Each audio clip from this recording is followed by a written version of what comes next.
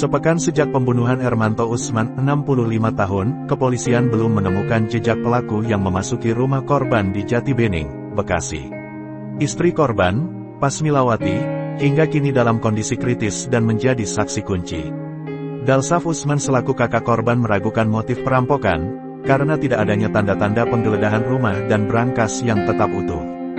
Berbagai organisasi kemasyarakatan, LSM, dan aktivis meyakini kematian Ermanto Usman berkaitan erat dengan keberaniannya membongkar skandal korupsi dan penyimpangan pengelolaan di Jakarta International Container Terminal JICT, anak perusahaan Pelindo. Pembunuhan itu terjadi setelah tayangan podcast Forum Keadilan, di mana Ermanto Usman menjadi narasumber.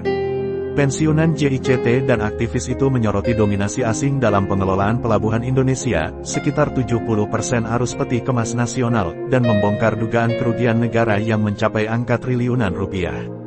Ermanto menyebutkan sejumlah nama pejabat dan tokoh berpengaruh yang diduga terlibat di dalamnya. Berikut ini kutipan wawancara sebelum Ermanto Usman dibunuh.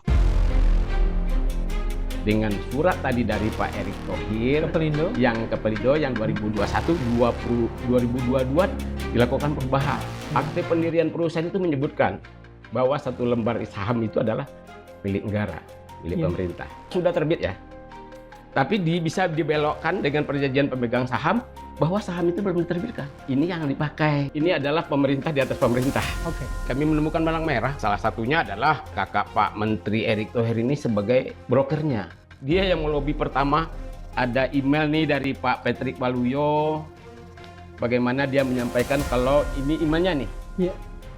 Nih, dari Pak Patrick Waluyo kepada petinggi Hutchinson nih. Di Hong Kong. Di Hong Kong ya. Ini kesepakatan premium yang didapat oleh Pelindo 200 juta US dollar dan 5 untuk JCT dan 50 juta. Ini broker kelas 1 kalau menurut saya sih. Pak Patrick itu adalah bagian dari tim lobby mereka yang bisa melobi DPR. Salah satu petinggi Hutchinson di Jakarta ini menyampaikan email bahwa ada pertemuan antara Pak Boy, Pak Patrick dengan Ibu Rini Sumarno. Dan akhirnya mereka menyepakati untuk memberikan izin perpanjangan konsesi. Dulu Pansus Hak Angket Pelindo II itu menghitung kembali valuasi nilai JCT dengan 2 konsultan ternama, satu Deutsche Bank, DB, satu lagi dengan Bahana Sekuritas.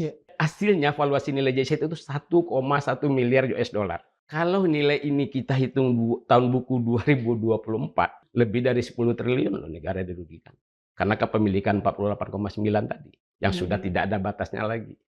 48,9% ini sudah kerugian negara. Sebenarnya kasus ini sudah saya bawa ya ke Kejaksaan Agung. Mereka biasa-biasa aja. Banyak kasus-kasus korupsi di pelabuhan ini saya yang bawa.